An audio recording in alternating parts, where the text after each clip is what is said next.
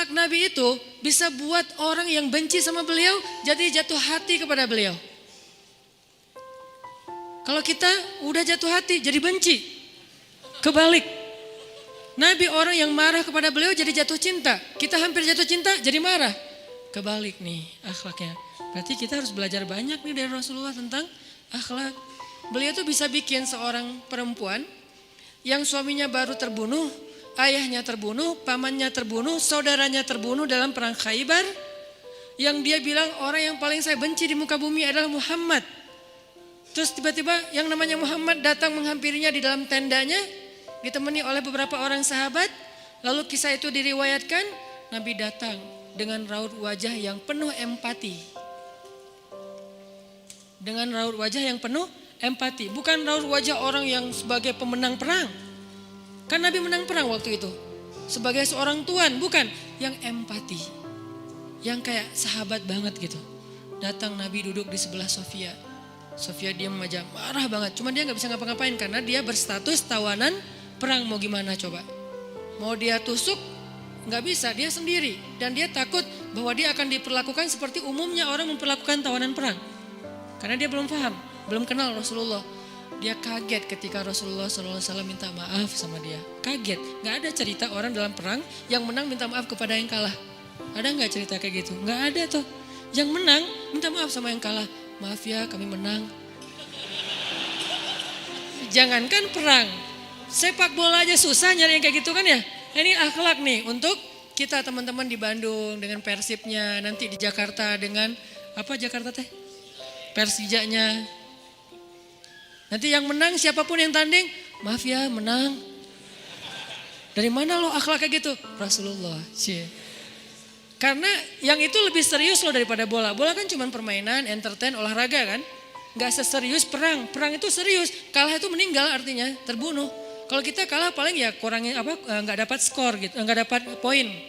Kalau itu kalah terbunuh. Nabi datang minta maaf dengan ekspresi empati yang tinggi, yang dalam. Nabi itu kayak ngerasain banget perasaan Sofia. Minta maaf, menjelaskan. Sofia, maaf ya, aku ikut turut berduka atas wafatnya ayahmu, suamimu. Sofia marah banget. Terus Nabi menjelaskan apa yang terjadi. Aku tuh udah ngasih kesempatan agar kita gak usah berperang. Tapi mereka terus menyerang. Maaf ya, ngejelasin lagi. Maaf ya, ngejelasin lagi. Berjam-jam. Seolah-olah Nabi yang minta pengampunan kepada Sofia. Seolah-olah Nabi itu tawanan perang. Minta maaf, menjelaskan kejadiannya. Minta maaf, menjelaskan. Terus kayak gitu dengan ekspresi serius. Dan kelihatan banget lah. Ucapan dan ekspresi orang yang jujur kan kelihatan ya. Jujur bahwa beliau tuh empati banget. Bahwa beliau juga berduka. Terus sampai Sofia dari yang tadinya lihat ke bawah nunduk marah. Lama-lama ngelihat ke arah Rasul. Lihat ekspresi Rasul serius banget, malah dia jadi kasihan. Sampai akhirnya dia jatuh cinta kepada Rasulullah SAW. Kata Sofia, ketika Rasulullah SAW datang kepada saya, waktu itu dia adalah orang yang paling saya benci di muka bumi. Tapi dia terus meminta maaf dan menjelaskan. Meminta maaf dan menjelaskan. Sampai akhirnya dia menjadi orang yang paling saya cintai di muka bumi. Akhlak Rasul. Rasulullah gak mengatakan Allah berfirman wahai Sofia. Enggak, belum ke sana. Akhlak dulu, baru nanti ajarin. Tarbiyah namanya kan ya. Sesungguhnya di dalam Al-Quran ada ayat tentang orang-orang yang kafir yang telah mati terbunuh. Enggak, Rasulullah tuh tahu. Jangan ngomongin tentang ayahnya yang mati terbunuh, ibunya yang pamannya, suaminya yang mati dalam keadaan kafir. Nabi gak mau ngomongin itu, kenapa? Menjaga perasaan Sofia. Kok masih dijaga sih perasaan? Kan mereka beda agama, mereka orang kafir. Inilah akhlak Rasul. Sehingga Nabi membahas yang membuat Sofia merasa kayak dihargai. Sebagai seorang janda, sebagai seorang perempuan, sebagai seorang yatim. Sebagai seorang tawanan. Sehingga dia takjub dengan akhlak Nabi. Akhirnya dia cerita, ya Rasulullah, belum beriman udah manggil, ya Rasulullah, saya pernah bermimpi bahwa dalam mimpi saya melihat ada rembulan di atas kota Madinah, lalu jatuh ke pangkuan saya. Jibril turun bilang ke Rasulullah, apa maksud dari mimpi itu? Tahu gak Rasulullah apa maksud mimpi? Apa Jibril? Maksudnya rembulan itu kamu. Maksudnya dia akan jadi istri kamu di dunia dan akhirat. Rasulullah langsung, aduh gimana ya?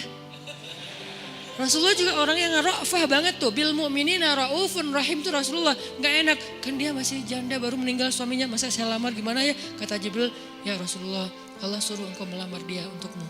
Menjadi istrimu di dunia dan di akhirat. Rasulullah dengan gak enak hati mengatakan, Sofia, aku ingin melamar kamu. Sofia, gimana ya? Itu mah cewek ya. Saya mencoba untuk menghayati kisah ini dari angle cewek elegan ya. Bukan cewek biasa, oh boleh gak apa-apa sih, gue sih enggak. Cewek elegan, cewek terhormat, cewek yang soleha walaupun belum beriman. Pasti dia gak akan bilang, Alhamdulillah Masya Allah, A-nya panjang gitu kan ya. Terus pakai emoticon berderai-derai, enggak.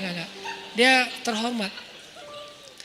Dia akhirnya saya terserah gimana baiknya aja, menikahlah Nabi dengan Sofia. Modalnya apa? Akhlak. Bukan mahar yang besar, bukan akun sosial media followersnya paling banyak, bukan eksistensi, bukan gaya-gayaan, bukan datang bawa mobil mewah, datang bawa akhlak. Ini kayaknya modal kita belajar juga nih gimana cara ngelamar calon istri, akhlak.